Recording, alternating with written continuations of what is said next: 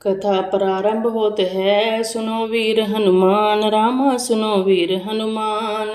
आसन लीजिए प्रेम का, विराज कृपा निधान। सियावर राम जय जय राम, मेरे प्रभु राम सीताराम। बोलिए सियापति रामचंद्र महाराज की जय, बोलिए पवन सुत हनुमान जी की जय, बोलिए कार्तिक महात्म्य की जय, बोलिए विष्णु भगवान की जय।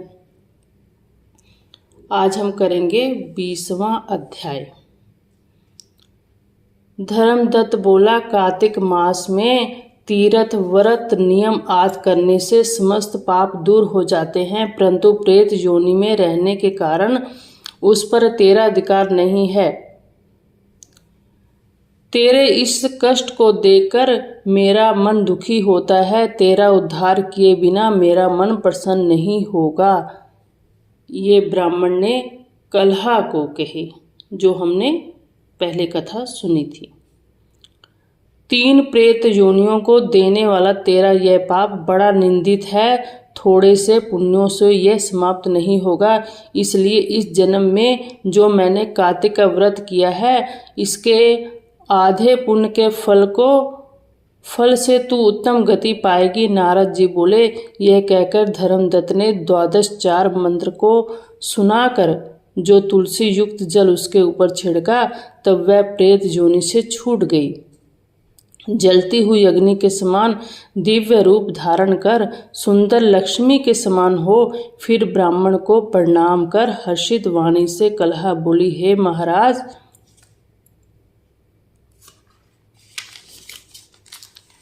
आपकी कृपा से मैं नरक से छूटी।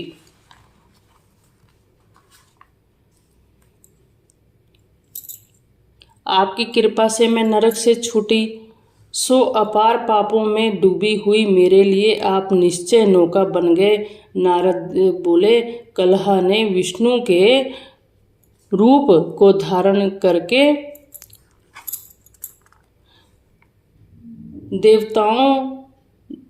कलहा ने विष्णु के रूप को धारण करने वाले देवताओं समेत प्रकाशमान विमान को देखा। तब धर्मदत्त ने विमान को आश्चर्य पूर्वक देखा और विष्णु रूपी उन गणों को देखकर प्रणाम किया।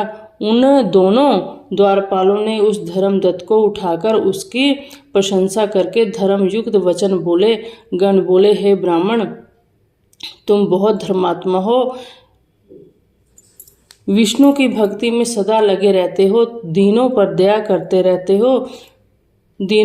करते हो, विष्णु के भक्त हो। तुमने बचपन से अब तक कार्तिक व्रत किया है, उसका आधा फल देने से कलहा के पूर्व जन्म के पाप नष्ट हो गया।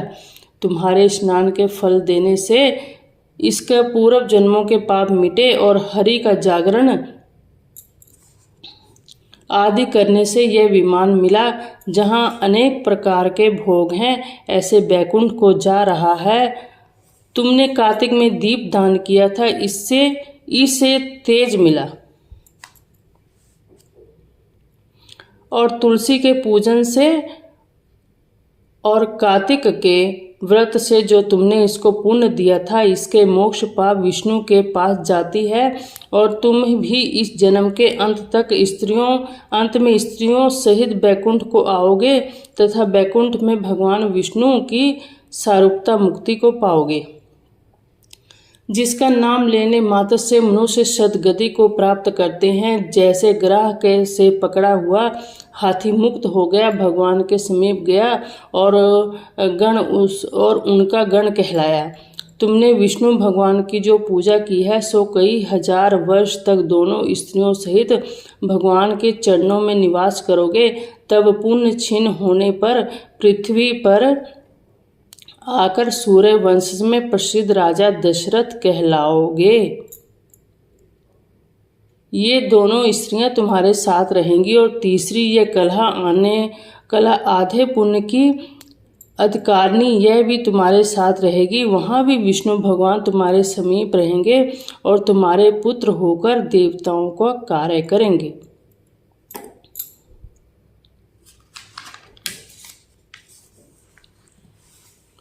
तुम्हारे इस कार्तिक व्रत से उत्तम भी तीर्थ नहीं है।